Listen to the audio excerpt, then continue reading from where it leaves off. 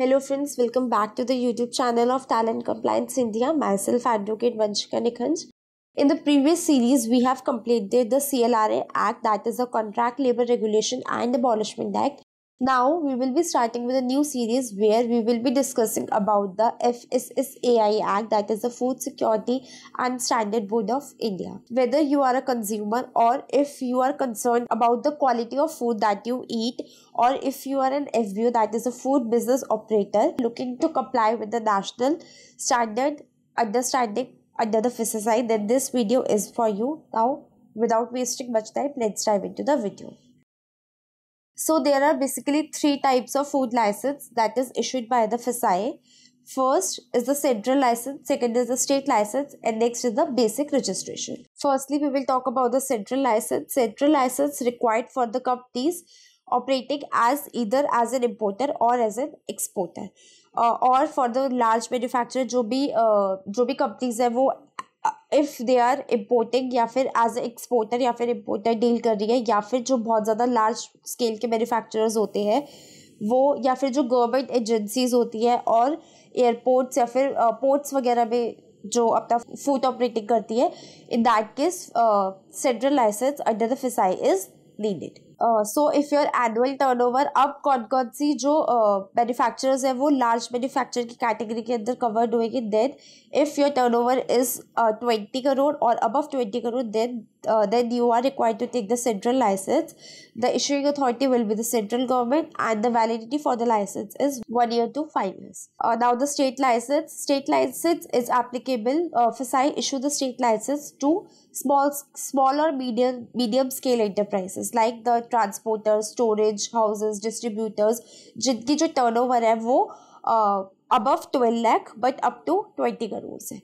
अगर 20 करोड़ और उससे ऊपर है then you are authorized to take then you are obliged to take license under the Central Act. But if your turnover is between 12 lakhs to up to 20 crore, then state license will be applicable on you.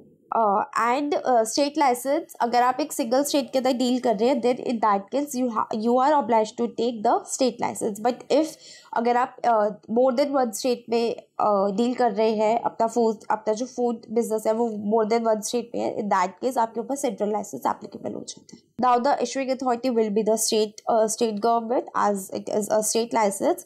Validity is again minimum for 1 year and maximum for 5 years. Now the basic registration. Basic registration is for the small manufacturers, small storage units or small transporters. ठीक है. इसकी जो annual turnover है that is below और up to below 12 lakh. अगर 12 लाख से कम आपकी जो टर्नओवर है then you have to take as a basic registration. The issuing authority will be again the central government and the validity for this license will be 1 year to maximum 5 years. Now what are the steps for taking the FSSAI registration? First you have to submit a Form A. Form A is for the basic registration if your turnover is less than 12 lakh. And Form B is submitted in case of state or central license. Now verification, after you have submitted the application under Form A and Form B, then verification with in 7 days के अंदर जो आपकी application है वो verify होती है and accordingly उसके बाद आपको रजिस्ट्रेशन सर्टिफिकेट ग्रांट हो जाता है. और उस रजिस्ट्रेशन के अंदर आपकी सारी डिटेल्स होती है, आप किन प्रोडक्ट्स पे डील करते हैं, एप्लीकेंट की फोटोज पे लगी होती है, और प्लेस ऑफ बिजनेस क्या है और आपकी ऑपरेशन की टाइमिंग्स क्या है, ये सब आपके सर्टिफिकेट इशू लाइसेंस जो भी होता है उसके अंदर ये सारी इंफॉर्मेशन होती है. Now what are the documents required for taking FSSAI registration? First are the journal documents जो हर केस में लगते हैं, whether you are taking central license, state license or basic registration. That is the address proof, identity proof, list of food categories, आप कौन सी food categories पे deal कर रहे हैं, your layout plan, details of all the equipments you are using in the enterprises, passport size photo, NOC from the municipality, AOA, MOA, export import code if applicable. अगर आपके पास कोई export import code है तो वो water test report.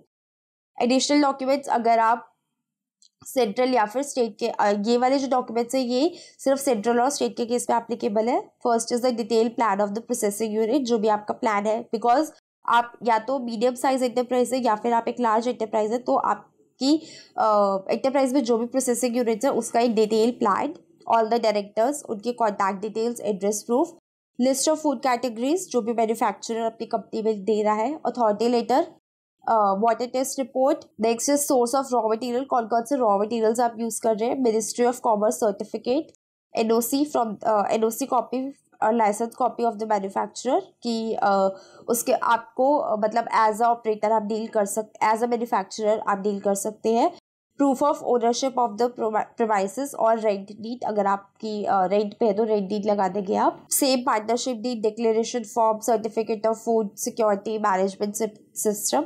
सो ये सारे documents होते हैं जो आपको in case of central and state registration में चाहिए होते हैं। Next, what is the benefit for obtaining the FSSAI licence. अगर आप FSSAI लाइसेंस लेते हैं तो इसके बहुत सारे बेनिफिट्स होते हैं। First is the legal benefit, legally आपने सारी प्रोसीजर के साथ कंप्लाई कर लिया। अगर आप फूड बिजनेस में ऑपरेट करते हैं तो लीगली यू आर बाउंड, अगर आपके ऊपर ये एक्ट एप्लीकेबल है अप टू 12 लाख में आपको बेसिक रजिस्ट्रेशन लेना है और as we have discussed earlier, तो अगर आप ये सब लेते हैं that means you have complied with all the requisites और आपको लीगल बेनिफिट्स बहुत ज़्यादा मिलते हैं इसके। आपकी goodwill of the firm increase होती है। अगर कोई भी एक एंटरप्राइज है जो फूड बिजनेस में ऑपरेट कर रहा है और उसके पास FSSAI लाइसेंस है, then your market value obviously increases. आपको फूड सेफ्टी एश्योरेंस मिलती है that you have adhered to all the food safety standards. Next, regulatory compliance आपके फुलफिल होते हैं।